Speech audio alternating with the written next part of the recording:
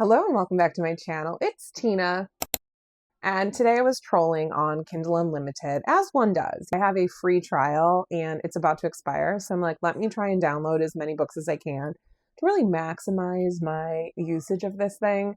And as I was going through it, I'm like, wait, there are so many good ones on here. And I remember that I did a Kindle Unlimited video back in May, and you all seem to really enjoy it. So I thought today I would do an autumn/fall themed Kindle Unlimited recommendation video for you. I've got some really good ones here. I'm going to deliver them in superlatives because if there's one thing I love, it's superlatives, like best of this, most this. I love it. And why do we have to wait until the end of the year to have our superlatives lists? I say we don't. So I'm going to share my list with you here. None of these are duplicates from the video I shared in May. So I'll link that up here as well as down below so that you can watch that one as well. And let's get some Kindle Unlimited recs going. To begin, I'm going to give you the book with the most unpredictable ending, and that is We Used to Live Here by Sarah Pinborough. She is the author of Behind Her Eyes, which is another book you'll never guess where it's going. And this one is much of the same.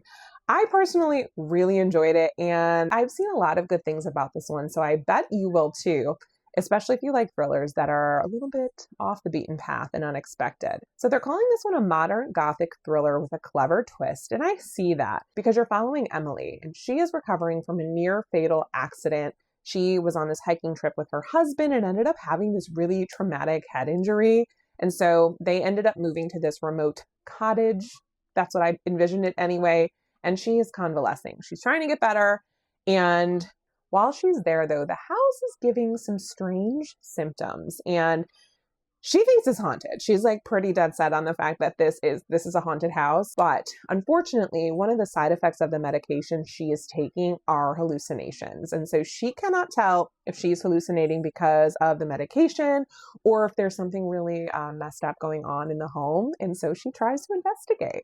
And this is an unreliable narrator situation, so you as the reader are also not sure what's going on. Is Emily hallucinating? What are we doing here? She also starts to talk to some of the townsfolk and gets some of the history of this house and the people that used to live in it before. I really liked this one. The ending, again, will maybe make you love it. I was laughing. I was cracking up. Truly, this ending really did it for me, and I'm glad that I read it. So I do highly recommend this one. I think it's going to be on my favorite thrillers of 2025 list. Next is the book that I would say has the best gothic vibes overall, and that is Slewfoot by Bram.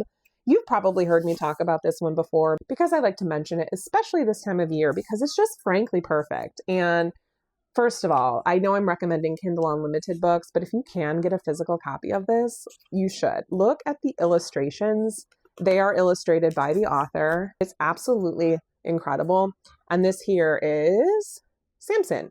And he becomes very important in the story. And boy, is this one moody. I would say it's not as scary as the pictures will have you think. It's definitely haunting and definitely unsettling, but it's not like a jump scare slasher or anything to that effect. Because what it is, it's historical horror. This one explores the themes of power and vengeance because you're following Abitha, who's here on the front, and she is a widow who's been outcast. It is taking place in, I think, 1666 in colonial New England, and Abitha is recently widowed. So she wants to keep the farm where she lived with her husband, even though he's no longer with her. And the townspeople, of course, think she's a witch because of this, and her brother-in-law is trying to undermine her at every turn. She ends up making a deal with this ancient, possibly evil forest spirit named Samson to try and keep her farm, basically. This one has definite Salem witch trial vibes. We've also got the pious Puritan villagers that are calling her a witch, and she, in the end, sort of has to embrace her own power and fight for what she wants. I thought this one was really good. It's also not incredibly long. It looks long when I'm holding it. I think just because it's a big book, it's about 300 pages, the edition that I'm holding here, but I think this one is perfect for autumn. Next is the book with the creepiest kid, and that is Stephen King's Pet Sematary. Now, I'm a big Stephen King fan. I have probably finished maybe 20 books of his at this point, and I think Pet Sematary is the scariest for me. So Pet Sematary is about this family that moves to a house in Maine. He works at a university, and while they're there, they discover that there is a burial ground behind their home that can bring things back to life. And so they find this out because their cat passes away while they're living there. And then the cat keeps coming back and he comes back totally changed. And so you start to realize that there are horrific consequences to trying to control the narrative. And the tagline for this one is sometimes dead is better. And I totally agree with that. You're just rooting for this family. Like you just keep thinking, oh my God, how are they going to get out of it? The ending is horrifying. There's actually a scene in the beginning, though, now that I'm thinking about this. The main character is actually a medical doctor, and he ends up getting a job at the university. So he does work there. And there is a scene in the beginning that is just vile and like really creeps me out. But like, that's what you want if you're me and you like horror novels. There's also a great elderly neighbor named Jed who plays a really interesting role in this. I just picture him as the man from Home Alone. But anyway, I think this one is fantastic. And the ending really just is a gut punch. This book is the book with the biggest jump scare. And you might think, how are you going to get a jump scare from a book? And I didn't think it was possible either until I read Intercepts by TJ Payne. This one is pretty devastating. It is sci-fi horror, but don't let that turn you off because it's really easy to follow. It's also a lot more psychological than I think I was expecting. But what you have is Joe. And Joe works in a government facility. And you realize that this government facility that he's working in is using humans as subjects, which is not great. And then this book gets pretty gruesome because it seems as though the human subjects are fighting back. The experiments, yes, are going wrong and no one is safe. Everyone is just in danger. And this one is gruesome. This one's gory. If you like books that explore government corruption, you might like this one. This facility sort of reminded me a little bit of Stranger Things. You know what I mean? You know. If you know, you know. You also feel for the main character in this one because he has a daughter and it seems like she's not safe either. And this one is gory. It's gruesome. It's gory. There's tons of body horror. So know that going in. And yet I really liked it. So do with that what you will. I had to throw some lipstick on. I was looking like a corpse. All right. Next is one that I keep talking about for 2025. It's Bad Eater and Other Names for Corazang by Kylie Lee Baker. This one gets the award for best social horror. Boy, oh boy. I cried. It's devastating and just really, really well done. It's about Corazang, who is a crime scene cleaner, and she ends up getting a lot of calls about women that have been brutally murdered. And she is realizing that all of the women have something similar in common. They're all East Asian women. Naturally, this doesn't sit right with her, and they realize that there is a serial killer loose in Chinatown and that they are targeting these women. And she has to figure out if she is going to be the next target. You've also got a bit of an unreliable narrator situation with this one because you realize that she is totally traumatized because in the opening scene of this book, she watches her sister pass away in the most horrific way possible. My jaw was dropped when I read that. So read the first chapter and decide if you want to continue with it.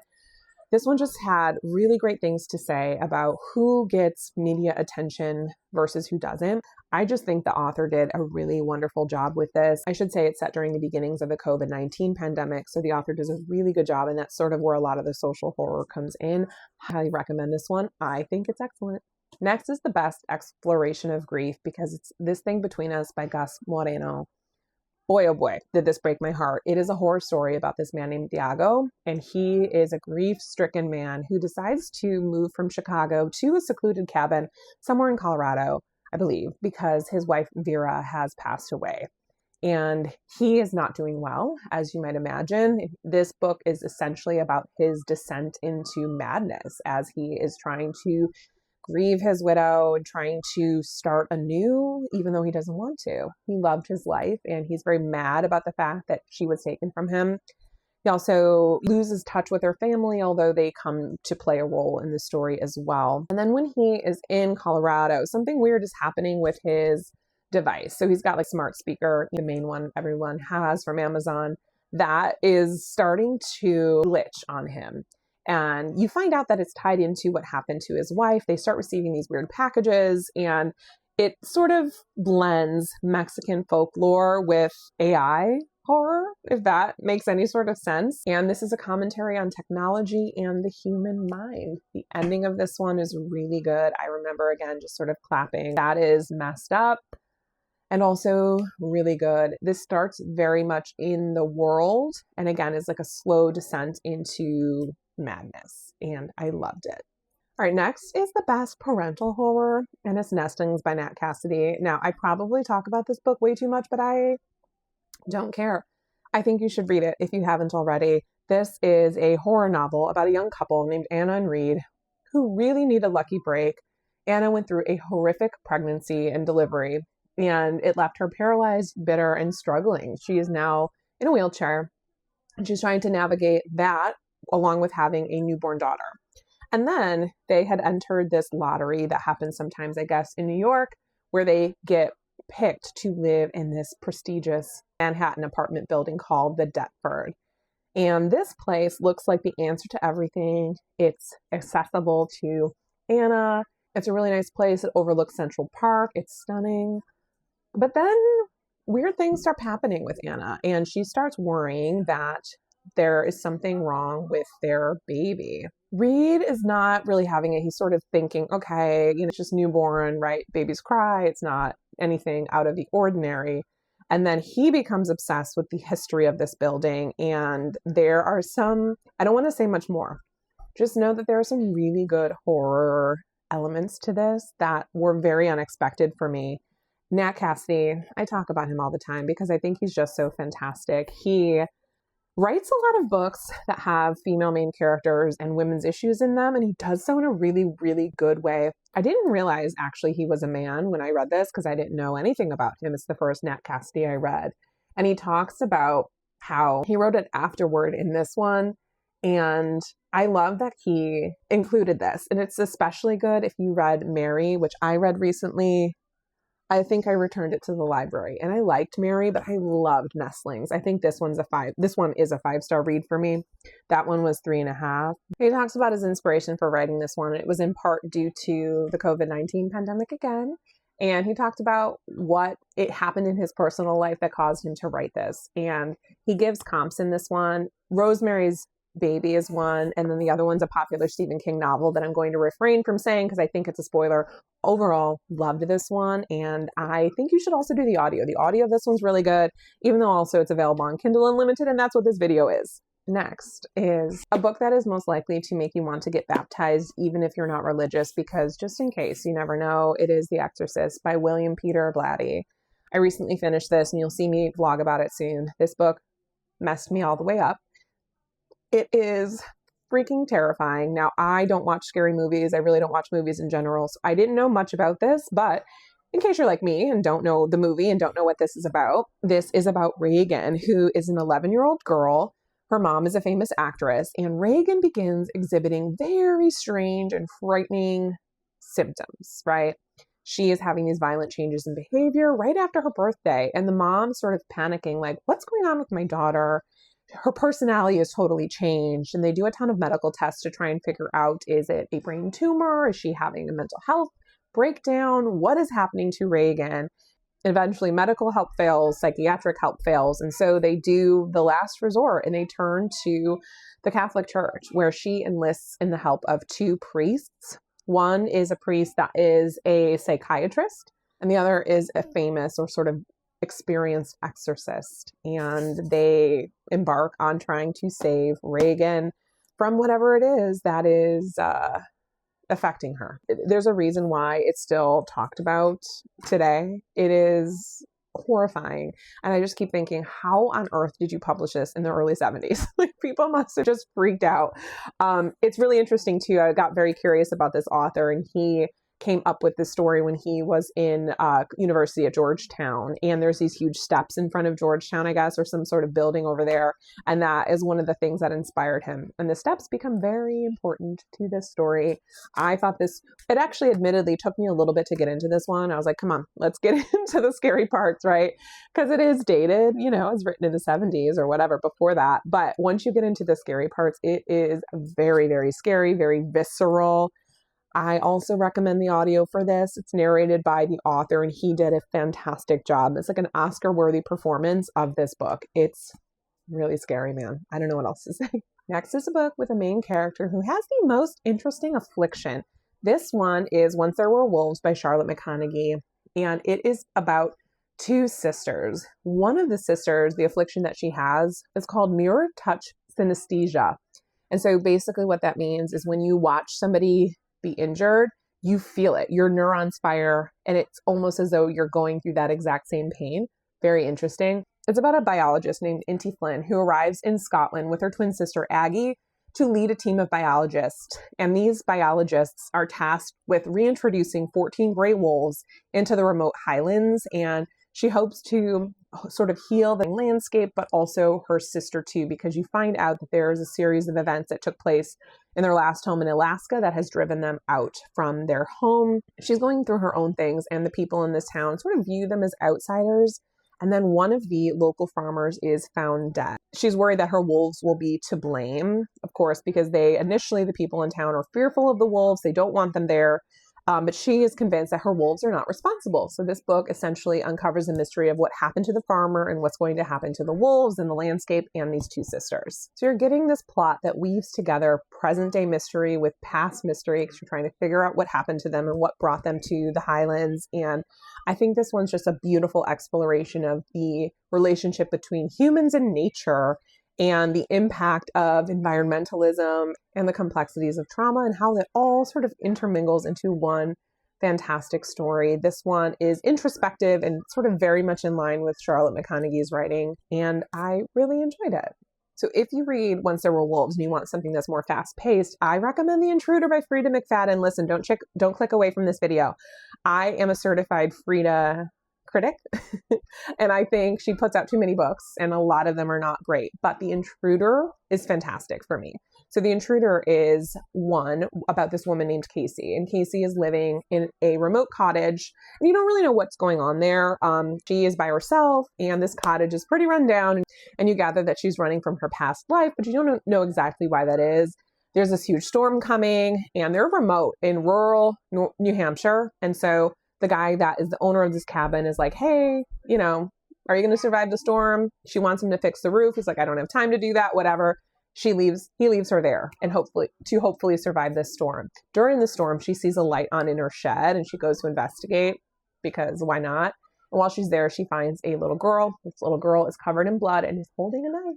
And so the rest of the book uncovers who this girl is and why she is at her cabin.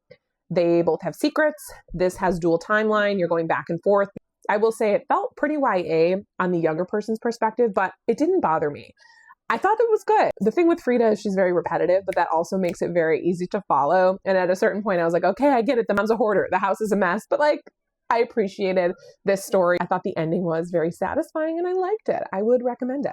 Now, if you want a lot of twists, I recommend You Killed Me First by John Mars. This one also has the audio on Kindle Unlimited, so you can do a tandem read and listen.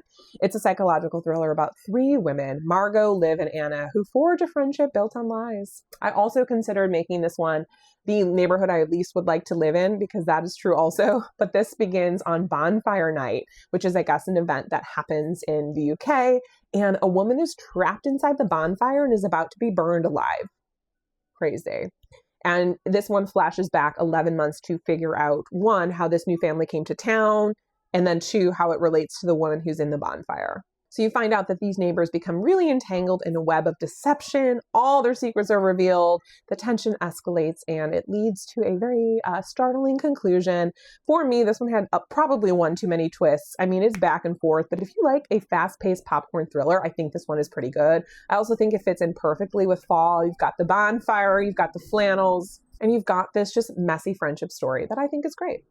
Now, this one has the best twist, singular. It's The Butcher by Jennifer Hillier. I loved this one. It is about Matt, who is a chef, and he discovers a dark secret within his family. And it also, you open the book with his grandfather leaving him his house because he's moving into a care facility. He's no longer able to care for the home on his own. And then Matt ends up moving into his grandfather's house, and you find out that Grandpa had secrets. He did. He is a retired police chief, and he has a big personality. This book has many characters. You're sort of uncovering what happened and why. In his grandfather's most famous case, he ended up catching this person called the Beacon Hill Butcher. And Matt ends up finding some things that are very interesting about his grandfather as he is moving in. There's a lot of subplots within this one too, and including one from Matt's girlfriend, who has her own reasons for being interested in the Beacon Hill Butcher because she feels that her mother was killed by him. and she is interested in writing a story about this person. Overall, I thought this one was so fantastic. I remember just having my jaw on the floor the entire time I was reading this. I could not put it down. I will leave you with the one that is most likely to have you staring at the wall when you're finished, and that is Nobody Knows You're Here by Bryn Greenwood. This is a psychological thriller, and it's about a woman who uses her wits to survive after she's taken against her will. She gets taken to this home where it turns out she is going to now be the caretaker for children that are kidnapped. She's locked in this house, and she has to try and figure out how she can leave, if she can leave, and what leaving would look like. I thought this one was really emotional. I will say it's not like a page turner until you really get into it. And I say that because I found myself not wanting to pick it up because it's pretty heavy, but also very respectful. And I think it shed light on a lot of maybe some folks that live in the margins. I love this author, Bryn Greenwood, and I will read anything she writes. Before I go, I will tell you the ones that I just added to my TBR and the ones I downloaded. I downloaded Seed by Anya Alborn and The Exorcist's House because apparently I'm in the mood for like an exorcism story. I don't know what's going on with me. But at any rate, thank you so much for being here. I hope you enjoy these recommendations. If you have a Kindle Unlimited rec, leave it in the comments here below. Don't forget to like this video and subscribe to my channel if you haven't already. I'm here for you 1 to 2 days a week, and I will see you in my next video. Bye.